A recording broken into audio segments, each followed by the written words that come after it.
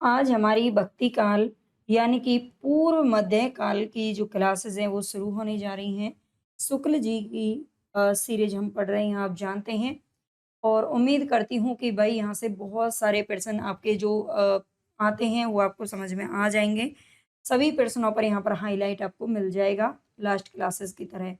तो क्लास पूरी ज़रूर देख लीजिएगा। पूर्व मध्य काल इसका नाम था, जो कि हजारी प्रसाद द्विवेदी ने दिया था।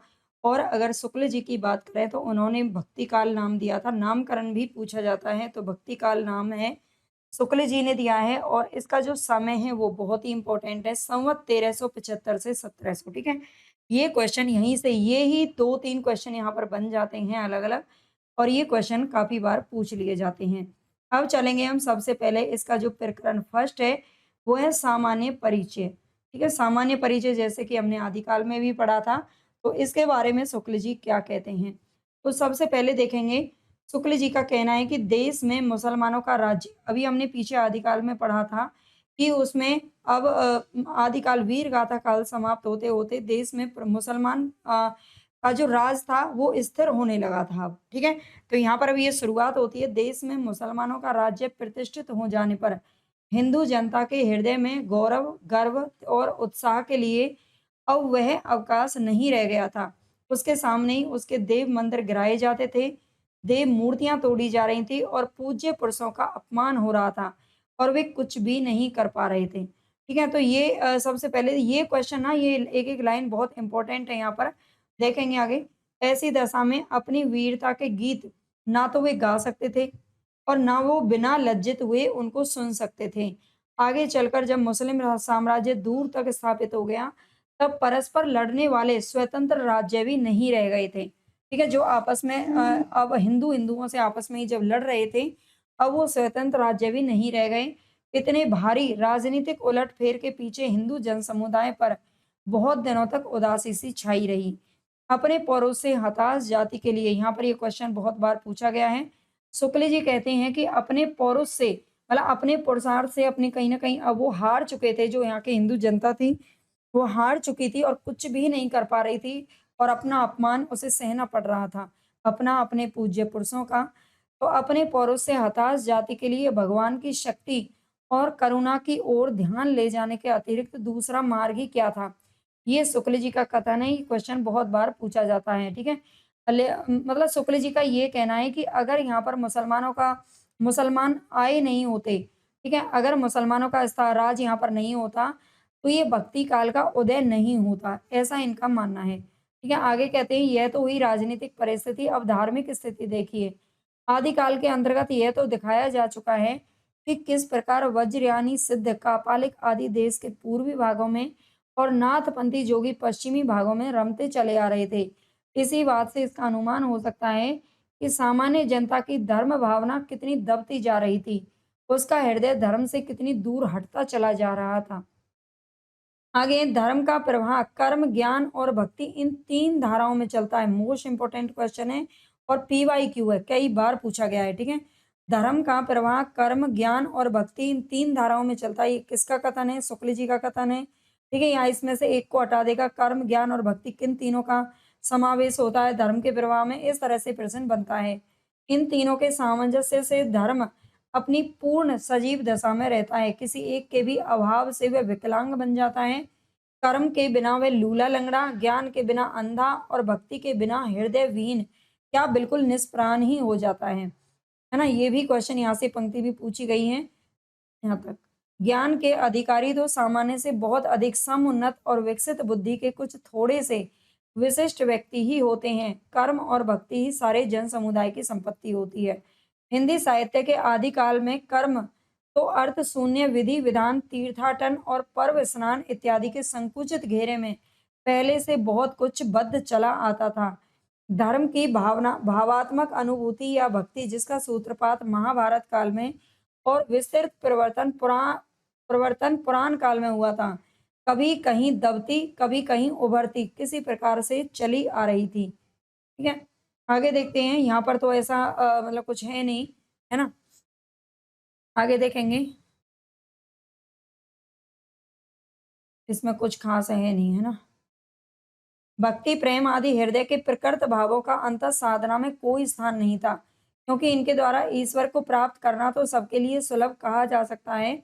सामान्य अशिक्षित और अर्धशिक्षित जनता पर इनकी वानियों का प्रभाव इसके अतिरिक्त और क्या हो सकता था कि वे सच्चे शुभ कर्मों के मार्ग से तथा भगवत भक्ति की स्वाभाविक हृदय पद्धति से हटकर अनेक प्रकार के मंत्र, तंत्र और उपचारों में उलझे और उसका विश्वास अलौकिक सिद्धियों पर जा जमे।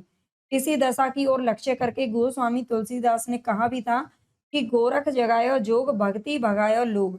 ठीक है, गोरख जगायो जोग भक्ति भगायो लोग। ये जो पंक्ति है वो किसकी है? तो ये तुलसीदास ने ये पंक्ति कही थी। ठीक है, ये पंक्ति तुलसीदास जी ने कही थी, याद रखना है। सारांश ये है कि जिस समय मुसलमान भारत में आए उस समय सच्चे धर्म भाव का बहुत कुछ ह्रास हो गया था। ठीक है, क्योंकि मुसलमान आए थे और मुसलमानों से पहले वो नाथ पंथ और जो जोगी सिद्ध साहित्य जो चल रहा था, सिद्ध अपना अपना प्रचार जब कर रहे थे, जैन धर्म का अलग प्रचार हो रहा था, सब लोग अपना अपना लगे हुए थे। ठीक है, तो कहीं ना कहीं यहाँ की जो सामान्य आम जो जनता थी उनके मतलब उन पर अलग अलग प्रकार के वो उलझ गए थे, कहीं ना कहीं मंत्र तंत्रों में और इन सब चीजों में उलझ कर रह गए थे सब लोगों के बीच में। प्रतिवर्तन के लिए बहुत कड़े धक्कों की आवश्यकता थी। ऊपर जिस अवस्था का दिग्दर्शन हुआ है वह सामान्य जन समुदाय की थी। मतलब अब जो जन समुदाय वो पूरी तरह से उलझ चुका था, है ना? और सब तरफ से उनको कहीं न कहीं कुछ न कुछ बहलाया और फुसलाया जा रहा था। शास्त्रज्ञ विद्वानों पर सिद्धों और जोगियों की वानियों का कोई असर नहीं था। ठीक है? सिद्धों और जोगी यानी कि नाथ पंथ का और सिद्धों का उनका कोई असर नहीं पड़ा, जो अच्छे खासे पढ़े-लिखे विद्वान थे। लेकिन जो सामान्य जनता थी, वो कहीं न कहीं उनकी वानियों में उलझ गई।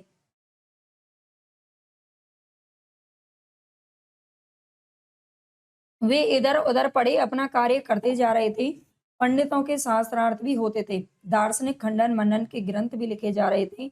विशेष चर्चा वेदांत की थी, ब्रह्म सूत्रों पर, उपनिषदों पर, गीता पर, भाष्यों की परंपरा विद्वान मंडली के भीतर चल रही थी, जिससे परंपरागत भक्ति मार्ग के सिद्धांत पक्ष की कई रूपों में नूतन विकास हुआ है।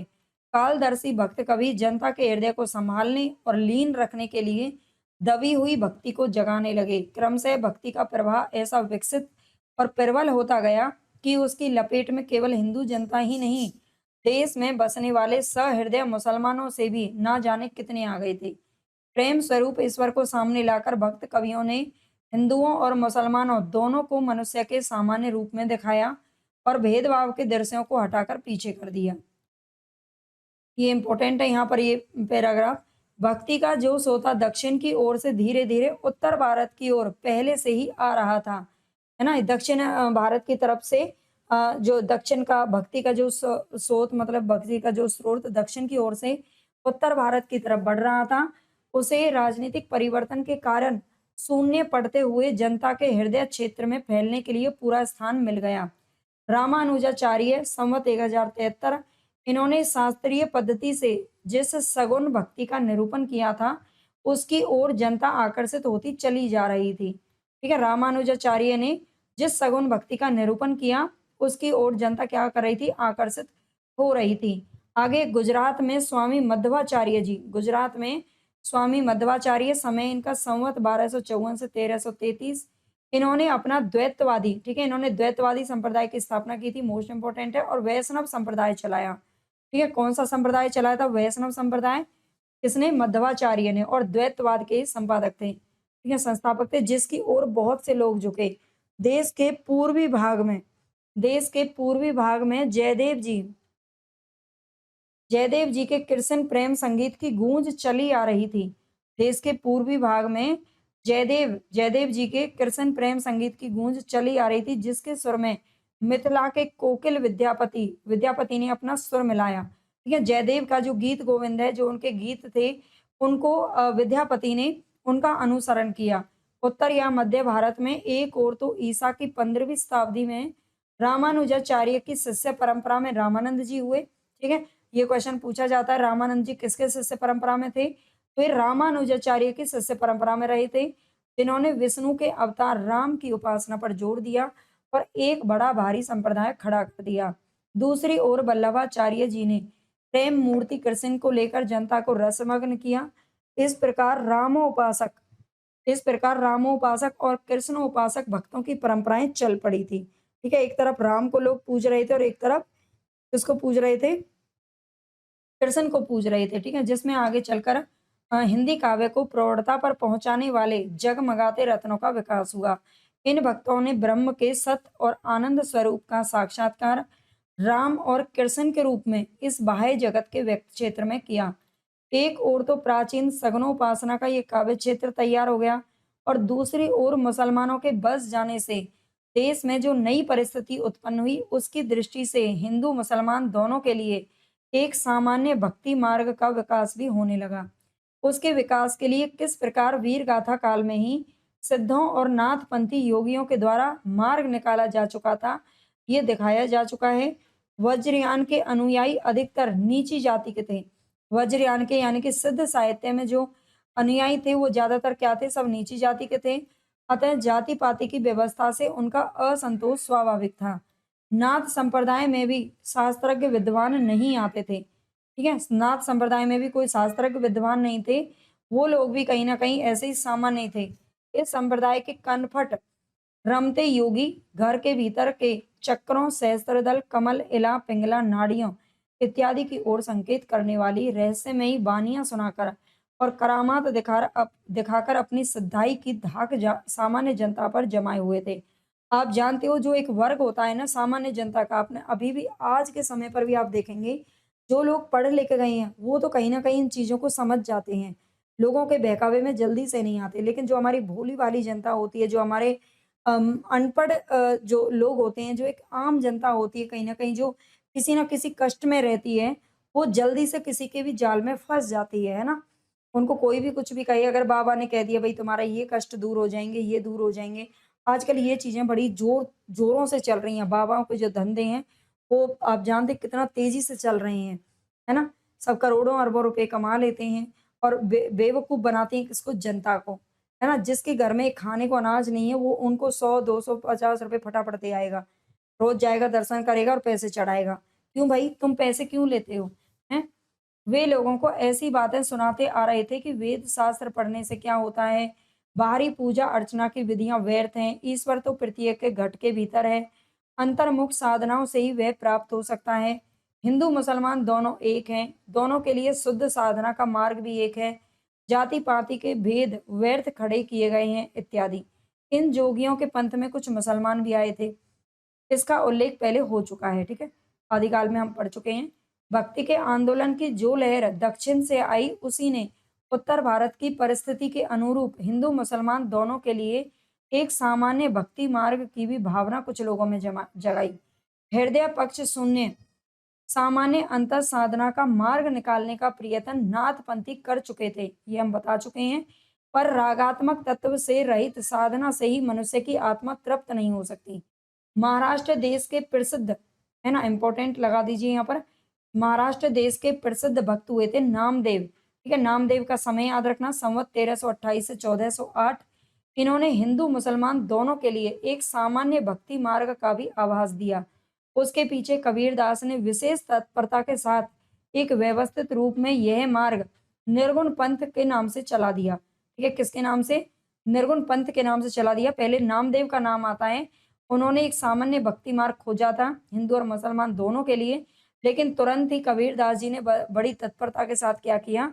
व्यवस्थित रूप से एक मार्ग का प्रवर्तन किया, वो है निर्गुण पंथ चला दिया। जैसा कि पहले भी बता चुके हैं कि कबीर के लिए नाथपंथी जोगी बहुत कुछ रास्ता पहले ही निकाल चुके थे।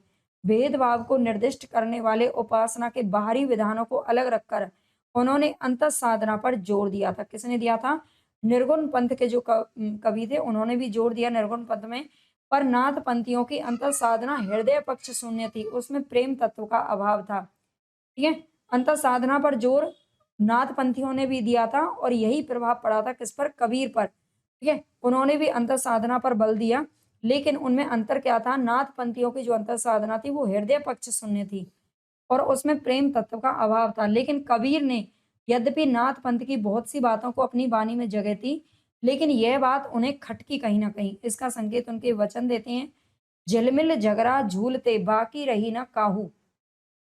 ठीक है? ये कबीर की पंक्तियाँ हैं, याद रखना। गोरख अटके कालपुर कौन कहावे साहू, बहुत दिवस ते हिंडिया सुन्नी समाधि लगाई, करहा पड़िया गाड़ में दूरी परा पर पछताई। ठीक है? करहा का अर्थ है करव यानी कि हाथी का बच्चा, हठयोग की क्रिया करने वाला। दो अर्थ हैं इसके करहा के। इसलिए कबीर ने जिस प्रकार एक निराकार ईश्वर के लिए भारतीय वेदांत का पल्ला पकड़ा, उसी प्रकार उस निराकार ईश्वर की भक्ति के लिए ये इंपॉर्टेंट पैराग्राफ है, जरा समझेंगे हम इसको। ठीक है? अच्छे से। कबीर ने एक तरफ तो भारतीय वेदांत का प्रभाव उन पर पड़ा था, ये शुक्ल जी कहते हैं। नाथ पंथियों का प्रभाव था, नाथ पंथियों का, और नाथ पंथ की जो हठयोग की साधना उसका प्रभाव पड़ा। भारतीय वेदांत का प्रभाव था उनके निराकार भक्ति पर, और सूफियों के प्रेम तत्व का प्रभाव था। ठीक है? तब उन्होंने अपना एक पंथ खड़ा किया था, और उस निराकार ईश्वर की भक्ति के लिए सूफियों का प्रेम तत्व ले लिया और अपना निर्गुण धूमधाम से निकाला। ठीक है? ये शुक्ल जी जो कह रहे हैं ना, ये सत्य असत्य में भी ये पंक्तियां पूछी जाती हैं।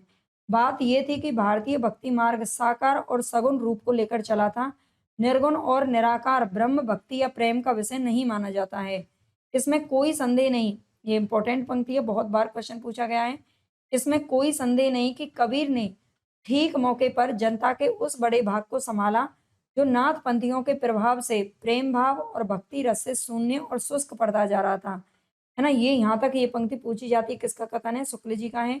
उनके द्वारा यह बहुत ही आवश्यक कार्य हुआ।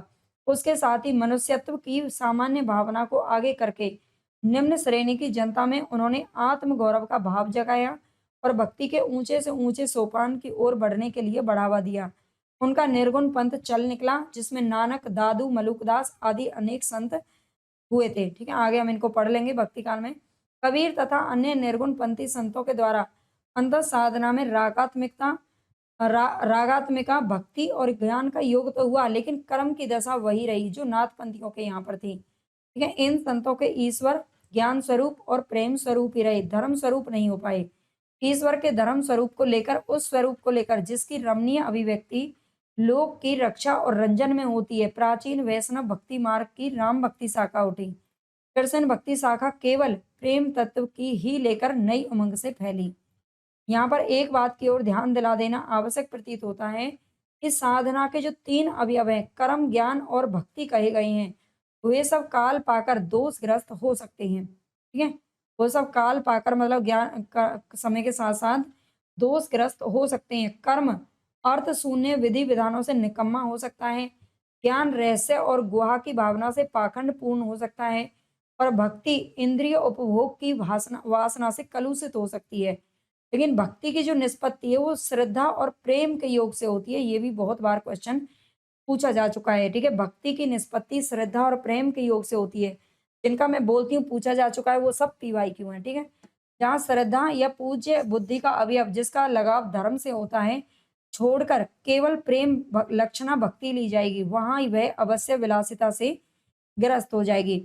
इस दृष्टि से यदि हम देखें तो कबीर का ज्ञान पक्ष तो रहस्य और गुहा की भावना से विकृत मिलेगा, पर सूफियों से जो प्रेम तत्व उन्होंने लिया, वह सूफियों के यहाँ चाहे काम वासना ग्रस्त हुआ हो, लेकिन पर निर्गुण पंथ में अविकृत रहा, मतलब उसमें कोई भी दोष नहीं लगा था।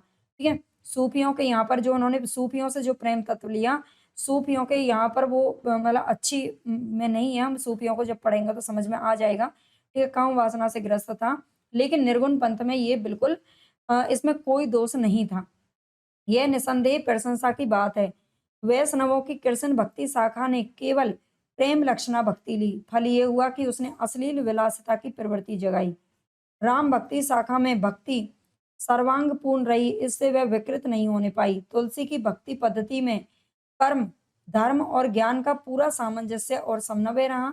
इधर आजकल अलबत्ता कुछ लोगों ने कृष्ण भक्ति शाखा के अनुकरण पर उसमें भी माधुर्य भाव का गुहा रहस्य घुसाने का उद्योग किया है, जिससे कि सखी संप्रदाय निकल पड़े हैं और राम की भी तिरछी चितवन और बाकी अदा के गीत अब गाए जाने लगे हैं। जब पहले तो केवल कृष्ण राधा के गीत गाए जाते थे, लेकिन अब अलग अलग संप्रदायों में, है ना, राम जी की तिरछी चितवन वाला ये क्या है कि इनमें भी श्रृंगार एक घुसा दिया है। इन लोगों ने किसको भी नहीं छोड़ा, भगवानों को भी नहीं छोड़ा। हालांकि भगवान कहें या फिर जो भी है, इन्होंने इन लोगों को छोड़ा नहीं है। इनमें ये श्रृंगारिक चीजों को ढूंढते हैं, है ना, वो चीजें गलत है कहीं ना कहीं। अपने जैसे होते हैं ना, आजकल क्या होता है सोशल मीडिया पे सब लोग अपना-अपना मतलब धाक जमाने के लिए कुछ भी कंटेंट बना देते हैं, है ना? अपने व्यूज़ पाने के चक्कर में वो लोगों का नुकसान भी कर सकते हैं। और वैसे ही इन लोगों ने क्या किया, इन जिन जिन चीज़ों में इनको ज़्यादा मतलब जनता जुड़ती दिखी, जिनको इनको लगा कि लोगों को ये पढ़ना ज़्यादा पसंद आ रहा है, भई श्रृंगारिक चीज़ें किसको पढ़ना पसंद नहीं है। तो इसीलिए इन्होंने क्या किया, ऐसा काम किया मतलब श्रृंगारिक कविताएँ, रचनाएँ ज़्यादा करने लगे थे, ठीक है? तो यह सामान्य भक्ति मार्ग एकेश्वरवाद का इसका एकेश्वरवाद का एक निश्चित स्वरूप लेकर खड़ा हुआ, जो कभी ब्रह्मवाद की ओर ढलता था और कभी पैगंबरी खुदावाद की ओर। यह निर्गुण पंथ के नाम से प्रसिद्ध हुआ और इसकी ओर ले जाने वाली सबसे पहली प्रवृत्ति जो लक्षित हुई वह ऊंच नीच और जाति पाति के भाव का त्याग और ईश्वर की भक्ति के लिए मनुष्य मात्र के समान अधिकार का स्वीकार था। आगे देखेंगे इस भाव का सूत्रपात भक्ति मार्ग के भीतर महाराष्ट्र और मध्य देश में नामदेव और रामानंद जी द्वारा हुआ। ठीक है, महाराष्ट्र में नामदेव के द्वारा और मध्य देश में रामानंद के द्वारा भक्ति मार्ग का उदय हुआ। महाराष्ट्र देश में नामदेव का जन्म काल शक संवत 1192 और मृत्यु काल शक संवत 1272 प्रसिद्ध है। ये दक्षिण के नरुसिंहमणि सतारा जिले के दर्जी थे। ठीक है, सतारा जिले के क्या थे? दर्जी थे। पीछे पंढरपुर के विठोवा यानी कि विष्णु भगवान के मंदिर में, विठोवा कैसे कहते हैं? विष्णु भगवान को पीछे पंढरपुर के विठोबा के मंदिर में भगवत भजन करते हुए अपना दिन बिताते थे। ठीक है, याद रखना है। महाराष्ट्र के भक्तों में नामदेव का नाम सबसे पहले आता है। महाराष्ट्र के भक्तों में नामदेव का नाम सबसे पहले आता है। मराठी भाषा के अवंगों के अतिरिक्त इनकी हिंदी रचनाएं भी प्रचुर परिणाम में मिलती हैं। इन हिंदी रचनाओं में एक विशेष बात ये पाई जाती है कि कुछ तो सगुण उपासना से संबंध रखती हैं और कुछ निर्गुण उपासना से। इसके समाधान के लिए इसके समय की परिस्थिति की ओर ध्यान देना आवश्यक है। आदिकाल के अंतर्गत ये बताया जा चुका है कि मुसलमानों के आने पर पठानों के समय में गोरखपंथी योगियों का देश में बहुत प्रभाव था। ठीक है, पठानों के समय में गोरखपंथी योगियों का देश में बहुत ज्यादा प्रभाव था। नामदेव के ही समय में प्रसिद्ध ज्ञान योगी ज्ञानदेव हुए हैं। नामदेव के समय में ही ज्ञानदेव हुए हैं जिन्होंने अपने को गोरख की शिष्य परंपरा में बताया है। ज्ञानदेव का परलोकवास बहुत थोड़ी अवस्था में ही हो गया, लेकिन नामदेव उनके उपरांत बहुत दिनों तक जीवित रहे। नामदेव सीधे साधे सगुन भक्ति मार्ग पर चले जा रहे थे, लेकिन पीछे उस नाथ पंथ के प्रभाव के भीतर ये लाए गए, जो अंतर्मुख साधना द्वारा सर्वव्यापक निर्गुण ब्रह्म के साक्षात्कार को ही मोक्ष का मार्ग मानता था। लाने वाले कौन थे? ये थे ज्ञानदेव।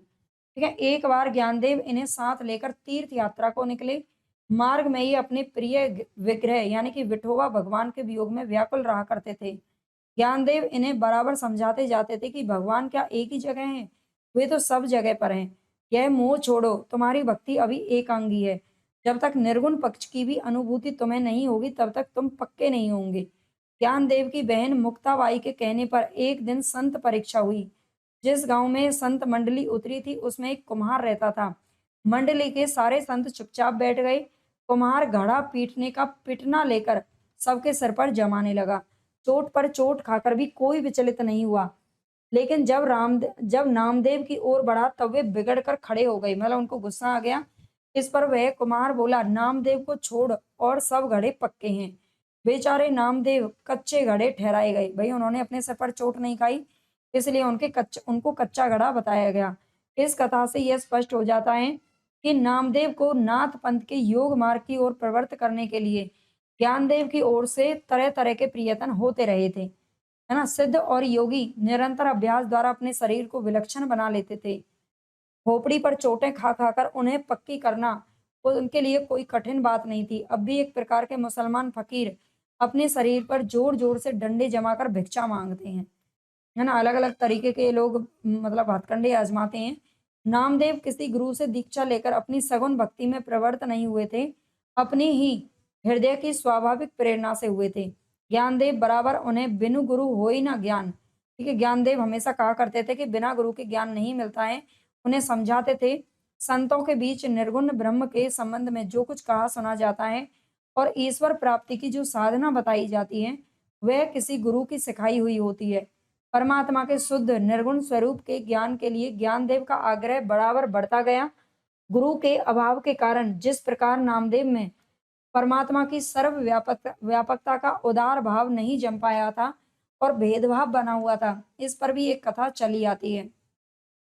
कहते हैं कि एक दिन स्वयं विठोबा यानी कि भगवान एक मुसलमान फकीर का रूप धरकर नामदेव के सामने आए। नामदेव ने उन्हें नहीं पहचाना। तब उनसे कहा गया कि वे तो परब्रह्म भगवान ही थे। अंत में बेचारे नामदेव ने नागनाथ नामक शिव के स्थान पर जाकर बिचोवा खेचर या खेचर नाथ नामक एक नाथपंथी कनपटे से दीक्षा ले ली। मतलब अंत में क्या हुआ, उन्हें दीक्षा लेनी पड़ गई, जो कि वो लेना नहीं चाह रहे थे तब से, है ना। उन्होंने लास्ट में दीक्षा ले ली किससे, एक नाथपंथी से, जिनका नाम है विनोबा खेचर, है ना। विसोवा लिखा हुआ है इसमें, विनोबा खेचर का नाम इसमें आता है। इसके संबंध में उनके ये वचन कहे हैं, मन मेरी सुई तन मेरा धागा, खेचर जी के चरण पर नामा सिंपी लागा। ठीक है, ये नामदेव की पंक्तियां इसमें मिलती है।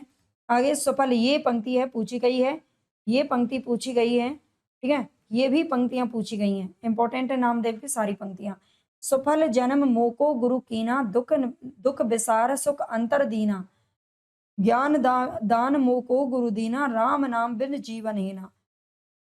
ये पंक्तियां नामदेव जी की मिलती हैं। किसे किसु हूँ पूजू दूजा नजर न आई, एके पाथर किज्जे भाव, दूजे पाथर धरिये पाव, जो वो दे तो हम भी देव, कहे राम नामदेव हम हरि की सेव। ये बात समझ रखनी चाहिए कि नामदेव के समय में ही देवगिरी पर पठानों की चढ़ाइयां हो चुकी थी। पठानों यानी कि मुसलमानों की, और मुसलमान महाराष्ट्र में भी फैल गए थे। इसके पहले से ही गोरखनाथ के जो अनुयायी थे, हिंदुओं और मुसलमानों के लिए, दोनों के लिए अंतर साधना के एक सामान्य मार्ग का उपदेश देते आ रहे थे। इससे पहले से ही देते आ रहे थे वो लोग। इसकी भक्ति के अनेक चमत्कार भक्तमाल, जो कि नाभादास के द्वारा लिखी गई रचना है भक्तमाल, इस इसमें भी मिलते हैं। जैसे कि बिठोवा ठाकुर जी की मूर्ति का इनके हाथ से दूध पीना, अविंद नागनाथ के शिव मंदिर के द्वार पर इनकी ओर घूम जाना। ठीक है, ऐसे कुछ चमत्कार यहाँ पर भक्तमाल में बताए गए हैं। इनके महात्म्य ने ये सिद्ध कर दिखाया कि जाति पाति पूछे नहीं कोई, हरि को भजै सो हरि का होय। ठीक है, जो भी हरि को भजता है वही हरि का हो जाता है। इनकी इष्ट सगुनो उपासना के कुछ पद नीचे दिए जाते हैं, जिनमें सबरी, केवट आदि की सुगति तथा भगवान की अवतार लीला का कीर्तन बड़े प्रेम भाव से किया गया है। अम्बरीश को दियो अभयपद, राज विभीषण अधिक करयो, नवनिधि ठाकुर दुई सुदामई, ध्रुव जो अटल अजहू न टर्यो, भगत हेत मार्यो हरिनाकुश, नरसिंह रूप है देह धर्यो, नामा कहे भक्ति बस केशव, अजहू बलि के द्वार करो। ये अभी तक पूछा नहीं गया है, आगे देखते हैं। यह तो नामदेव की व्यक्त उपासना संबंधी हृदय प्रेरित रचना, आगे गुरु से सीखे हुए ज्ञान की उद्धरणी यहाँ पर इन्होंने लिखी है। निर्गुण वाणी की कुछ देख लीजिए। ये पंक्तियां हैं जो बहुत बार पूछी गई हैं।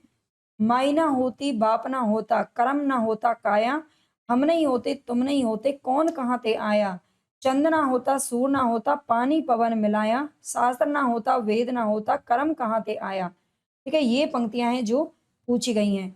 आगे, पांडे तुमरी गायत्री लोधे का खेत खाती थी, है ना। ये तो पूछी नहीं गई लेकिन फिर भी याद रख लेना। पांडे तुमरी गायत्री लोधे का खेत खाती थी, लेकरी ठेंगा ठंगरी टंगरी, तारे लंगत लंगत आती थी, पांडे तुम्हारा महादेव, धौल बलद चढ़ा आवत था। ठीक है, धौल बलद चढ़ा आवत देखा था, पांडे तुम्हारा रामचंद्र सो भी आवत देखा था, रावण सेती सरवर होई, घर की जोए गवाई थी, हिंदू अंधा तुर्कऊ काना, दबउते ज्ञानी सियाना। ठीक है, दोनों हिंदू अंधा है और तुर्क क्या है, काने हैं। और दो इन दोनों से बड़ा कौन है, ज्ञानी है, सियाना ज्ञानी होता है। हिंदू पूजे देहरा, ये पंक्ति पूछी गई है। ठीक है, जो पूछी गई है मैं उन पे बताऊंगी आपको। हिंदू पूजे देहरा, मुसलमान मसीद, नामा सोई सेव या जह देराना मसीद। सगुनो उपासक भक्त भगवान के सगुन और निर्गुण दोनों रूप मानता है। ठीक है, जो सगुनोपासक भक्त होते हैं वो भगवान के सगुन और निर्गुण दोनों रूपों को मानते हैं, पर भक्ति के लिए वो सगुन रूप को ही स्वीकार करते हैं, निर्गुण रूप ज्ञान मार्गियों के लिए छोड़ देते हैं। सब सगुन मार्गी भक्त भगवान के व्यक्त रूप के साथ साथ उनके अव्यक्त और निर्विशेष रूप का भी निर्देश करते आए हैं, जो बोधगम्य नहीं है। वे अव्यक्त की ओर संकेत भर करते हैं, उसके विवरण में प्रवृत्त नहीं होते। नामदेव क्यों प्रवृत्त हुए थे, ये ऊपर बताया जा चुका है। जबकि उन्होंने एक गुरु से ज्ञान उपदेश लिया, तब शिष्य धर्मानुसार उसकी उद्धरणी आवश्यक हुई। नामदेव की रचनाओं में ये बात भी साफ दिखाई पड़ती है कि सगुन भक्ति पदों की भाषा तो ब्रज या परंपरागत काव्य भाषा है, लेकिन निर्गुण वाणी की जो भाषा है नाथ पंथियों द्वारा ग्रहण की गई खड़ी बोली या फिर सदुक कड़ी भाषाएं या नाथ पंथियों से इन्होंने अपनी निर्गुण जो संत थे उन्होंने नाथ पंथियों से अपनी जो बोली है उसको यहाँ पर ग्रहण किया गया है। ये नामदेव की रचना के आधार पर कहा जा सकता है कि निर्गुण पंथ के लिए मार्ग निकालने वाले नाथ पंथ के योगी और भक्त नामदेव थे। जहां तक पता चलता है निर्गुण मार्ग के निर्दिष्ट प्रवर्तक कबीरदास ही थे। निर्गुण मार्ग के जो प्रवर्तक थे वो कबीरदास को माना गया है, जिन्होंने एक ओर तो स्वामी रामानंद जी के शिष्य होकर भारतीय अद्वैतवाद की कुछ स्थूल बातें ग्रहण की और दूसरी ओर योगियों और सूफी फकीरों के संस्कार प्राप्त किए। वैष्णवों से उन्होंने अहिंसावाद मोस्ट इंपॉर्टेंट है, ठीक है। इन्होंने सूफी फकीरों से प्रेम तत्व लिया है वैसे तो, ठीक है। और भारतीय वेदांत का इन्होंने रहस्य एक एकेश्वरवाद लिया है, रहस्यवाद लिया है। वैष्णवों से उन्होंने अहिंसावाद और प्रपत्तिवाद लिए हैं। इसी से उनके तथा निर्गुणवाद वाले दूसरे संतों के वचनों में कहीं-कहीं भारतीय अद्वैतवाद की झलक भी मिलती है। तो कहीं योगियों के नाड़ी चक्र की, कहीं सूफियों के प्रेम तत्व की, कहीं पैगंबरी कट्टर खुदावाद की और कहीं अहिंसावाद की, मतलब अलग-अलग उनके जो है तत्व देखने को मिलते हैं, अलग-अलग विशेषताएं देखने को मिलती हैं निर्गुण पंथ कवियों की। अतः तात्विकता से ना तो हम इन्हें पूरे अद्वैतवादी कह सकते हैं और ना ही एकेश्वरवादी कह सकते हैं। ठीक है, ये क्वेश्चन पूछा जा चुका है। कबीर को ना तो हम अद्वैतवादी कह सकते हैं और ना ही एकेश्वरवादी, ये क्वेश्चन पूछा गया है सीधा-सीधा, ठीक है। दोनों का मिला-जुला भाव इनकी वाणियों में मिलता है। इनका लक्ष्य एक ऐसी सामान्य भक्ति पद्धति का प्रचार था, जिसमें हिंदू और मुसलमान दोनों योगदान दे सकें और भेदभाव का कुछ परिहार हो। बहुदेवोपासना, अलग-अलग देवों की उपासना करना, अवतार और मूर्ति पूजा का खंडन, ये मुसलमानी जोश के साथ करते थे और मुसलमानों की जो कुर्बानी देते थे वो लोग हिंसा, नमाज, रोजा आदि की असारता दिखाते हुए ये ब्रह्म, माया, जीव, अनाद अनाद, सृष्टि, प्रलय आदि की चर्चा पूरे हिंदू ब्रह्म ज्ञानी बनकर किया करते थे। यानी कि मुसलमानों की भी कुछ चीजें इनको पसंद नहीं थी, उनका भी ये खंडन किया करते थे और हिंदुओं की भी मूर्ति पूजा वगैरह का ये खंडन करते थे।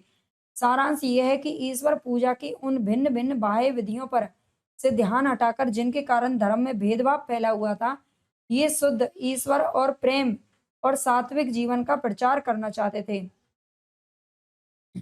इस प्रकार देश में सगुण और निर्गुण के नाम से भक्ति काव्य की दो धाराएं विक्रम की 15वीं शताब्दी के अंतिम भाग से लेकर, ठीक है, विक्रम की 15वीं शताब्दी के अंतिम भाग से लेकर 17वीं शताब्दी के अंत तक समानांतर चलती रही। भक्ति के उत्थान काल के भीतर हिंदी भाषा की कुछ विस्तृत रचना पहले पहल कबीर की ही मिलती है। इसलिए पहले निर्गुण पंथ मत के संतों का उल्लेख उचित ठहरता है। ये निर्गुण धारा दो शाखाओं में विभक्त हुई है, एक तो ज्ञानाश्रयी शाखा और दूसरी शुद्ध प्रेम मार्गी शाखा जो कि सूफी कवियों की है, ठीक है। और जो ज्ञानाश्रयी शाखा है उनको संत कवि कहा जाता है। पहली शाखा भारतीय ब्रह्म ज्ञान और योग साधना को लेकर और उसमें सूफियों के प्रेम तत्व को मिलाकर उपासना के क्षेत्र में अग्रसर हुई और सगुन के खंडन में उसी जोश के साथ तत्पर रही जिस जोश के साथ पैगंबरी मत बहुदेवोपासना और मूर्ति पूजा के खंडन में रहते हैं। इस शाखा की रचनाएं साहित्यिक नहीं है, ठीक है। इस शाखा की जो संरचनाएं वो साहित्यिक नहीं है, किसकी? ज्ञानाश्रयी शाखा की। फुटकल दोहों या फिर पदों के रूप में है जिनकी भाषा और शैली अधिकतर अव्यवस्थित और ऊट पटांग है। ये संत कवियों की भाषा की बात कर रहे हैं यहाँ पर। कबीर आदि दो एक प्रतिभा संपन्न संतों को छोड़कर औरों में ज्ञान मार्ग की सुनी सुनाई बातों का पृष्ठपेशन तथा हठ योग की बातों के कुछ रूपक भद्दी तुकबंदियों में मिलते हैं। भक्ति रस में मग्न करने वाली सरसता भी बहुत कम पाई जाती है। बात यह है कि इस पंथ का प्रभाव शिष्ट और शिक्षित जनता पर नहीं पड़ा था, क्योंकि उसके लिए ना तो इस पंथ में कोई नई बात थी और ना ही नया आकर्षण था, क्योंकि इन्होंने जो कुछ भी ग्रहण किया था वो पुराने जो चल रहे थे पंथ उन्हीं से किया था। संस्कृत बुद्धि, संस्कृत हृदय और संस्कृत वाणी का वह विकास इस शाखा में नहीं पाया जाता जो शिक्षित समाज को अपनी ओर आकर्षित करता। पर अशिक्षित और निम्न श्रेणी की जनता पर इन संत महात्माओं का बड़ा भारी उपकार है। उच्च विषयों का कुछ आवाज देकर, आचरण की शुद्धता पर जोर देकर, आडंबरों का तिरस्कार करके, आत्म गौरव का भाव उत्पन्न करके इन्होंने इसे ऊपर उठाने का स्तुत्य प्रत्यय किया है। पाश्चात्यों ने इन्हें जो धर्म सुधारक की उपाधि दी है, ठीक है, पाश्चात्य विद्वानों ने इन्हें धर्म सुधारक कहा है, वह इसी बात को ध्यान में रख करके कहा है। आगे दूसरी शाखा शुद्ध प्रेम मार्गी सूफी कवियों की है। जिनकी प्रेम गाथाएं वास्तव में साहित्य कोटि के भीतर आती हैं। इस शाखा के सारे कवियों ने सब कवियों ने कल्पित कहानियों के द्वारा प्रेम मार्ग का महत्व दिखाया है। इन साधक कवियों ने लौकिक प्रेम के बहाने, किसके बहाने, इस लोक के प्रेम के बहाने उस प्रेम तत्व का आभास दिया है जो प्रियतम ईश्वर से मिलने वाला है। इन प्रेम कहानियों का विषय तो वही साधारण होता है, अर्थात किसी राजकुमार का किसी राजकुमारी के अलौकिक सौंदर्य की बात सुनकर उसके प्रेम में पागल हो जाना, घर बार छोड़ देना, अनेक कष्ट झेलना, ठीक है, और फिर राजकुमारी को प्राप्त करना। लेकिन प्रेम की पीर की जो व्यंजना होती है, वह ऐसे विश्व व्यापक रूप में होती है कि वह प्रेम इस लोक से परे ही दिखाई पड़ता है। हमारा अनुमान है कि सूफी कवियों ने जो कहानियां ली हैं, वे सब हिंदुओं के घर में बहुत दिनों से चली आती कहानियां हैं, जिनमें आवश्यकता अनुसार उन्होंने हेर फेर कर लिया है। कहानियों का मार्मिक आधार क्या है? हिंदू है, ठीक है। कहानियों का जो मार्मिक आधार है वो हिंदू है। मनुष्य के साथ पशु पक्षी और पेड़ पौधों को भी सहानुभूति सूत्र में बद्ध दिखाकर एक अखंड जीवन समष्टि का आभास देना हिंदू प्रेम कहानियों की विशेषता रही है। मनुष्य के घोर दुख पर वन के वृक्ष भी रोते हैं और पक्षी भी संदेश पहुंचाते हैं। यह बात इन कहानियों में मिलती है। शिक्षितों और विद्वानों की काव्य परंपरा में यद्यपि अधिकतर आश्रयदाता राजाओं के चरित्रों और पौराणिक या ऐतिहासिक आख्यानों की ही प्रवृत्ति थी, पर साथ ही कल्पित कहानियों का भी चलन था, इसका पता लगता है। दिल्ली के बादशाह सिकंदर शाह दिल्ली के बादशाह सिकंदर शाह संवत 1546 से 1574 के समय में कवि ईश्वर दास ने, किसने? कवि ईश्वर दास ने सत्यवती कथा नाम की एक कहानी दोहे चौपाइयों में लिखी थी। किसने लिखी थी? ये ईश्वर दास की एक रचना मिलती है सत्यवती कथा, जो कि इन्होंने किसमें लिखी थी? दोहों में लिखी थी, दोहे चौपाइयों में, ठीक है। पर जो अधिकतर कल्पित, स्वच्छंद और मार्मिक मार्ग पर चलने वाली है। वनवास के समय पांडवों को मार्कंडेय ऋषि मिले, जिन्होंने ये कथा सुनाई थी। कौन सी कथा इन्होंने सुनाई है? मथुरा के राजा चंद्र उदय को कोई संतति नहीं थी, संतति यानी कि संतान नहीं थी। शिव की तपस्या करने पर उनके वर्ण से राजा को सत्यवती नाम की एक कन्या हुई। वह जब कुमारी हुई, यानी कि जब वो बड़ी हुई, तब नित्य एक सुंदर सरोवर में स्नान करके शिव का पूजन किया करती थी। ये सत्यवती कथा लिखी हुई है, इनको आपको पढ़ना पड़ेगा, तभी आपको समझ में आएगा, ठीक है। इसमें कौन नायक है कौन नायिका है वो सब याद करना पड़ेगा, ठीक है। सरोवर में स्नान करके डेली शिव का पूजन करती थी। इंद्रपति नामक एक राजा के 4 पुत्र थे। एक दिन ऋतुवर्ण किसका बेटा था? इंद्रपति का। ऋतुपर्ण इसका नाम है। ऋतुपर्ण शिकार खेलते खेलते घोर जंगल में भटक गया। एक स्थान पर उसे एक कल्प वृक्ष दिखाई पड़ा, जिसकी शाखाएं 30 कोस तक फैली हुई थी। उस पर चढ़कर चारों ओर दृष्टि दौड़ाने पर उसे एक सुंदर सरोवर दिखाई पड़ा, जिसमें कई कुमारियां स्नान कर रही थी। वही कुमारियां जिसमें सत्यवती भी शामिल थी। वह जब उतरकर वहां गया तो सत्यवती को देखकर मोहित हो गया। कन्या का मन भी उसे देखकर कुछ डोल गया। ऋतुपर्ण जब उसकी ओर एकटक ताकता रह गया, तब सत्यवती को क्रोध आ गया और उसने यह कहकर, मतलब उसे श्राप दे दिया। क्या कहा? एक चित्त हमें चितवे, जस जोगी चित जोग, धर्म ना जानसी पापी कैसी कौन तै लोग। साप दे दिया कि तू कोढ़ी और व्याधिग्रस्त हो जा, मतलब तुझे बीमारियां लग जाएं और तू कोढ़ी बन जाए। ऋतुपर्ण उसके श्राप से, सत्यवती के श्राप से वैसा ही हो गया और फूट फूट कर रोने लगा, ठीक है। क्या करने लगा? फूट फूट कर रोने लगा। रोवे व्याधि बहुत पुकारी, छोअन विच वृक्ष रोवे सब झारी, बाघ सिंह रोबत बनमाही, रोबत पंछी बहुत ओनाही। ठीक है, मतलब वो इतना फूट फूट कर रोने लगा कि उसे देखकर सब लोग क्या करने लगे? विलाप करने लगे, सारे पंछी वगैरह सब कुछ। यह व्यापक विलाप सुनकर सत्यवती उस कोढ़ी के पास जाती है, पर वह उसे यह कहकर हटा देता है कि तुम जाओ अपना हंसो खेलो। सत्यवती का पिता राजा एक दिन जब इधर से निकला, तब कोढ़ी के शरीर से उठी दुर्गंध से व्याकुल हो गया। घर आकर उस दुर्गंध की शांति के लिए राजा ने बहुत दान पुण्य किया। जब राजा भोजन करने बैठा, तब उसकी कन्या वहां पर नहीं थी। राजा कन्या के बिना भोजन ही नहीं करता था।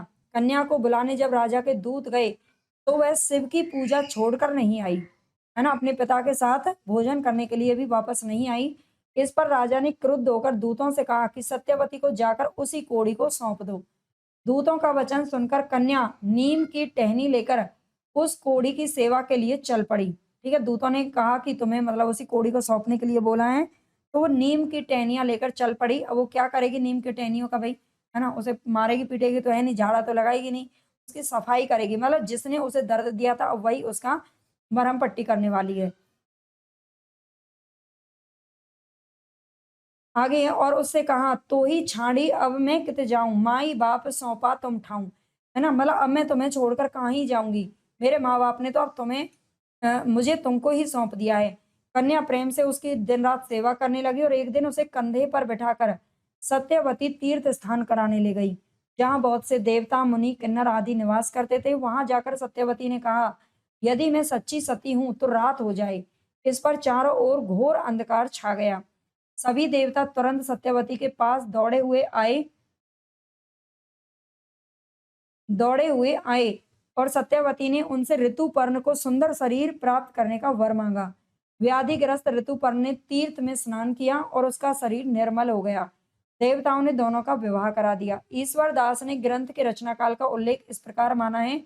सत्यवती कथा देखो, इधर मैंने कुछ इंपॉर्टेंट लिखा हुआ है, देख लेना। भादो मास पास उजियारा, तिथि नौमी और मंगलवारा, ठीक है, नसत अश्विनी, ये जो इसका रचना काल है उसके बारे में यहाँ पर जिक्र किया गया है। ठीक है, आगे देखते हैं, एक सेकंड।